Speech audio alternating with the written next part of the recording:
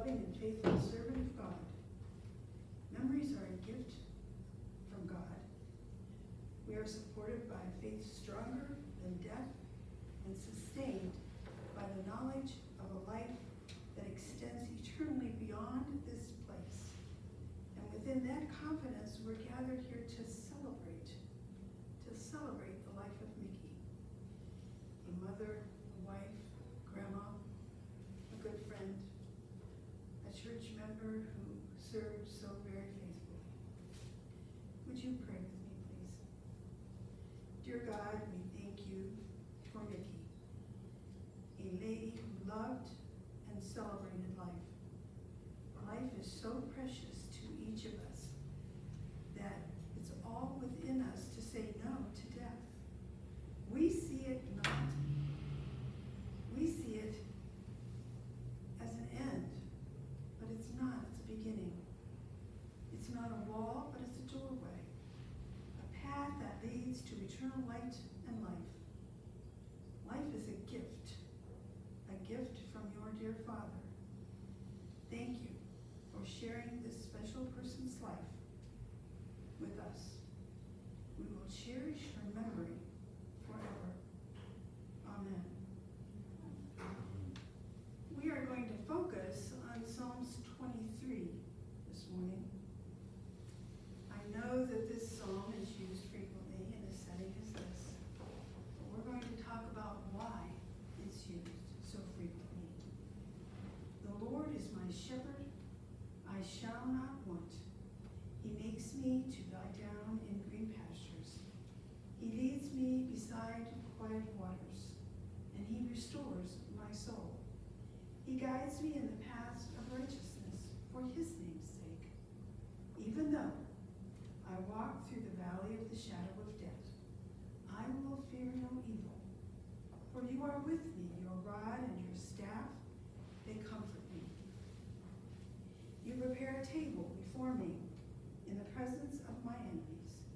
You anoint my head with oil, and my cup overflows. Surely goodness and mercy will follow me all the days of my life, and I will dwell in the house of the Lord forever. Here we are, facing a time in our lives when it's hard. I know that. Every life is precious to us. The psalmist is read quite frequently, as I said, but it's not by accident. It's not just because there's not another psalm to read. It's because it provides a word of hope that goes beyond the limits of life into the shadows which appear for everyone at one point in time. We're going to concentrate on verse 4. Now, David was the author, and he carefully chose each word as he described death. It's not a word wasted. He pointed us to the only care at the time. Our Father cares for us. He talked of a walk through the valley of the shadow of death. Of all the possible places, the psalmist selected the visual image of a valley. It's not a description of a light sea or a stormy mountain or even a lifeless desert. Nope. It's a valley, an area at the foot of a peaceful mountain where we can sit and envision a God of peace and love. We can sit quietly and regroup, and so many times in our lives we need to regroup. The psalmist continued describing death as a shadow.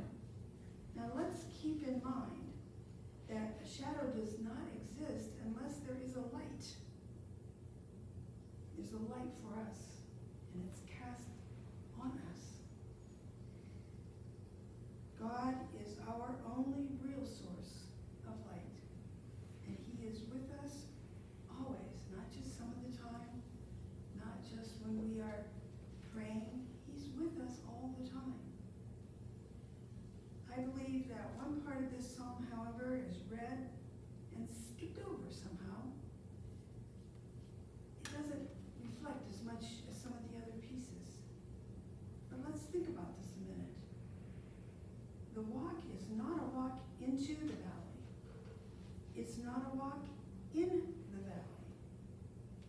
It's not even a walk around the valley. Nope. Instead, the journey is through the valley. And to me, that's the most powerful of all images. We find ourselves the promise that we are not alone. God carries us through all circumstances. The happy times, the times when we're feeling lost or alone, God's there with us. He doesn't abandon us, he doesn't leave us. I feel sure that Mickey knew this, and truly in her heart, she served her master because she knew he was right there. She sang for him. And I remember the hymns that we would sing, and you could follow her voice. It was so easy. She made it so easy for all of us. In speaking with Jenny, there was a common thread. As we spoke, she talked about strength. Her mom had amazing strength. And as I worked with her in the choir, you could see it. There were days when it was a little rougher than other days. She had the strength. She had the courage. And she knew that she could do it. Just persevere and move on. Jenny remembers that her mom was part of Brownies and Girl Scouts. She remembers being involved in both of those. Jenny and Russell, when they were little, enjoyed a trip to Disney. Jenny said it was a lot of fun. And I would imagine it was. Mickey made great outfits for the kids when they were little. And I remember seeing, I know that a couple of the pictures that you have were outfits that your mother made. Were so cute. Sorry about the fact that she hadn't matched them. My girls used to hate that. They were close in age, and Mom, we weren't twins. No, you weren't. When birthdays came around, Mickey planned a theme party. There was always a theme party. Mickey would even dress up sometimes as a clown, if you can envision that. I wish I could have seen that. There were trips to see family in Iowa, Illinois. Mickey didn't drive until later in life. Her husband David tried to teach her, but it seemed there was this ditch that got in the way. And she said, no thanks, not gonna happen. So driving wasn't an option for a while. Mickey had a bachelor's degree in business administration and economics. And I told several people, I would have placed a bet on the fact that she was a music teacher. Or had music, was a member of an orchestra somewhere. It just seemed like that was what she was. She worked as a legal secretary, however. Her husband, David, had lost his job, got laid off, he worked in the coal mines, and Mickey picked up the slack. She gathered her strength and went to work full time, and pretty much kept the family going. Doesn't surprise me at all. She did that until she retired.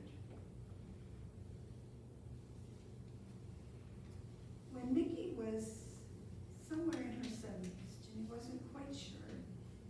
David wasn't well, and he said, Mickey, you need to learn how to drive. Well, we'd already tried that once, and she pretty much decided that wasn't going to happen. However, she gathered that strength up again, and she learned how to drive, and then bought herself a red car, and had a newfound independence. Mickey was very interested in Philadelphia, so she went to see what it was all about, all by herself. Took a trip,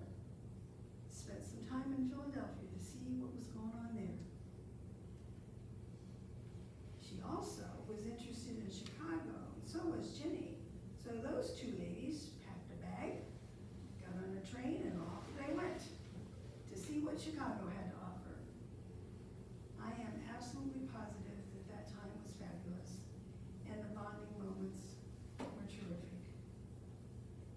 As I mentioned before, Mickey had a beautiful singing voice. She was a soprano, and she could make the birds sing along.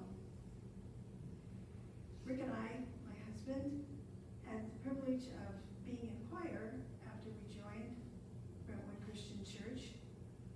And she would hand us music, sheet music, and we didn't just pick up that hymnal and try and sing. Keep in mind the choir had 6, 7 members. None of us were professionals by any stretch of the imagination. And she would hand us these sheets of music, and she'd say, "You're the alto, you're the soprano, you're the bass." Okay. Some of us knew how to read music, but some of us didn't. She didn't care. She said, "I'll take care of it, don't you worry." And off we'd go. And believe it or not, on Sunday morning, somehow, people weren't walking out because the choir was bad. Mickey loved what she did. She loved being a part of the church. She loved being a part of her community.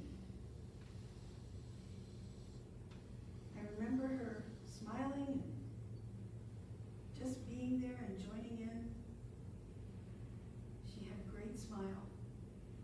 And you know that there were some times when she wasn't feeling it, but by golly, she was there, and she was full in. She had a great life. Things were a little rough sometimes, but she made the best of it. She sewed the kids' clothes, she went to work every day, made sure that there was a house, food on the table, and the kids were well taken care of. Jenny said that her mom was also extremely supportive. Regardless of what was going on in their lives, her mom was there. If they needed her, she stepped up to the plate. And she did whatever it was that they needed. And that's so important. When you know that you have someone in your life that regardless of what the situation is, they're on your side and they have your back. And that was Mickey. I love the pictures that you showed where she's got grandkids on her lap, and I'm sure some of the pictures were pictures of mom holding you guys. She was there. She loved you. She supported you when you needed it. And she was always, always happy to do it. I'd like to read a poem that really fits, I think, in this particular situation. I love this poem. It's called "The Rose Beyond the Wall."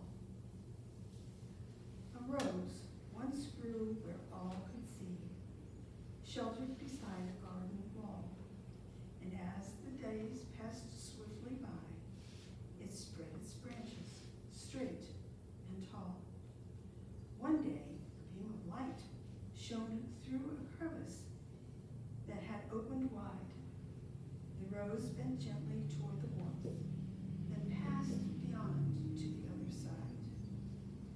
Now you who deeply feel its loss, be comforted. The rose blooms there. It's beautiful, even greater now, nurtured by God's own loving care. It's hard to imagine what you're going to do now. Where are you going to go from here? You're going to miss her for sure. Absolutely. Claim her memory. As I said before, they're a gift from God. Remember the times that you had, the tears that maybe you shed, the times that you laughed. Also claim your heritage, for yours is a rich one. She gave you her all, in her love, in her caring, and in her support. And this is the hardest one. You need to let her go, to be with her Creator. Oftentimes, people just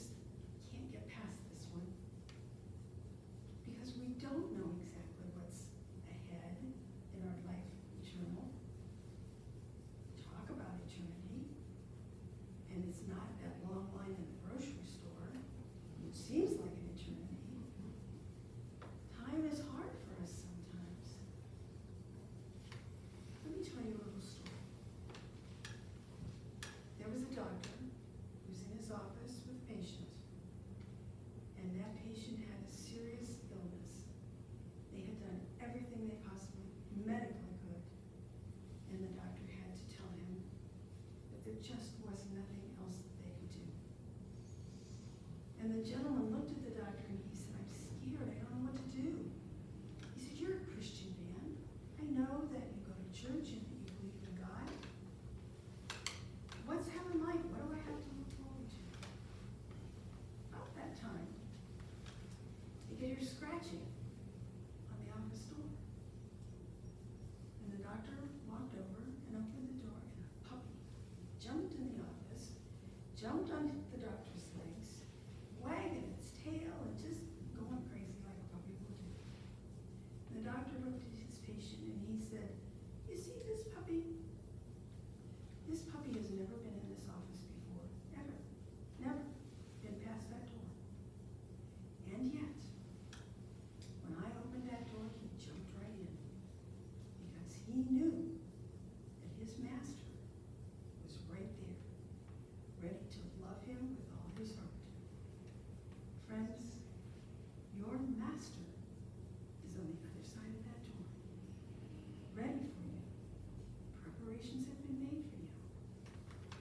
He is ready to accept you into the kingdom for an eternity with love, compassion, and an opportunity to sit in that peaceful place and just take a breath and take in what he has to offer. Would you bow your heads with me, please? Oh God, we thank you for the light of your Son and the way that light has shone through the love and strength of our beloved Mickey. Amen. May God bless you and keep you and make his face to shine upon you and give you peace now and forever. Amen.